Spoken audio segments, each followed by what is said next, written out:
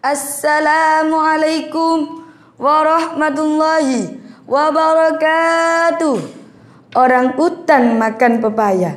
Pepayanya diberi oleh Pak Yoga. Barang siapa yang mau jawab salam saya doakan semoga masuk surga. Saya ulangi lagi.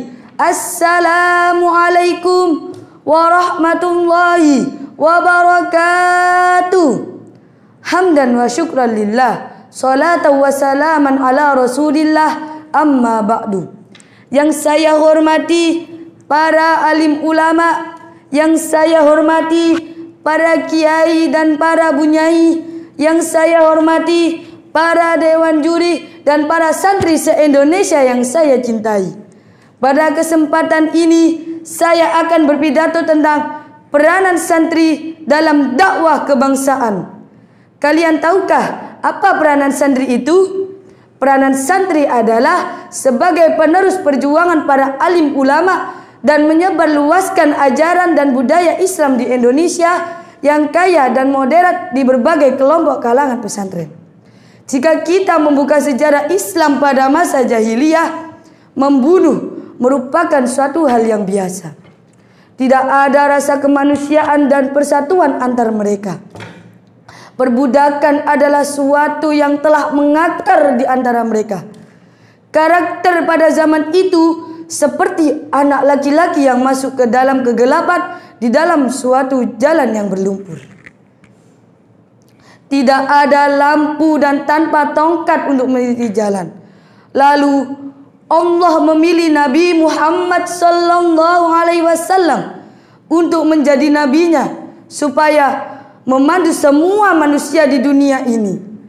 Allah memilih kitab yang agung, yaitu Al-Quran, yang menjadi sumber pengetahuan, hukum, dan cara hidup di dunia.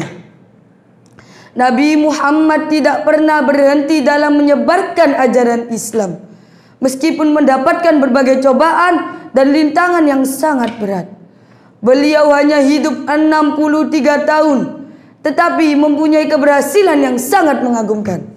Beliau wafat setelah berhasil mengubah dunia dari gelap gulita kekafiran menuju cahaya kebenaran, yaitu agama Islam. Ma'asyiral muslimin rahimakumullah.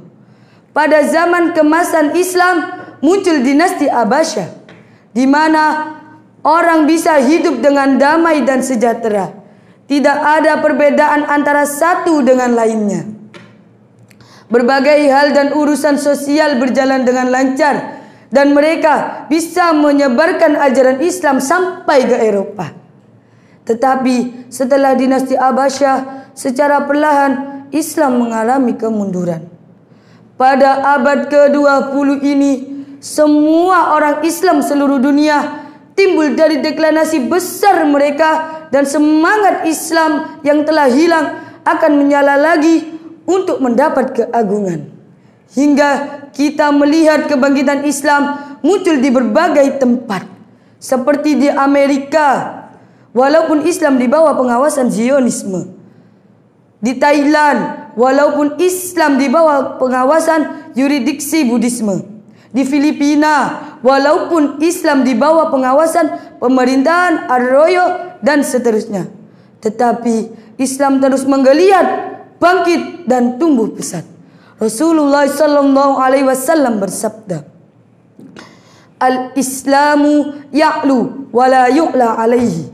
Islam itu tinggi dan tidak ada yang mengunggulinya.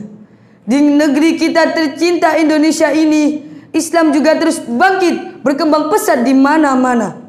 Masjid-masjid penuh dengan jamaah yang melakukan kajian-kajian keislaman, dan wanita-wanita memakai jilbab ada di mana-mana, dan bukan merupakan pemandangan yang aneh lagi.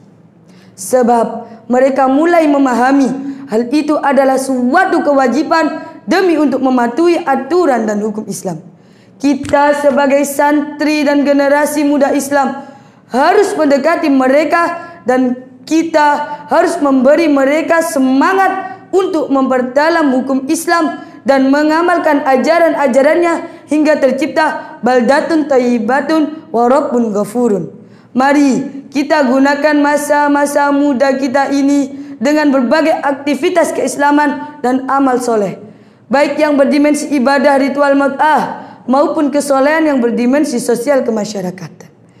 Demikian kiraan urian pidato yang dapat saya sampaikan. Bila ada kekurangan, saya mohon maaf yang sebesar-besarnya. Pak Ucup beli serikaya, belinya di pasar Jumat Legi. Cukup sekian dari saya. Semoga kita dapat berjumpa lagi. Akhirul kalam, wabillahi taufiq wal hidayah, wa ridha wal inayah. Wassalamualaikum warahmatullahi wabarakatuh.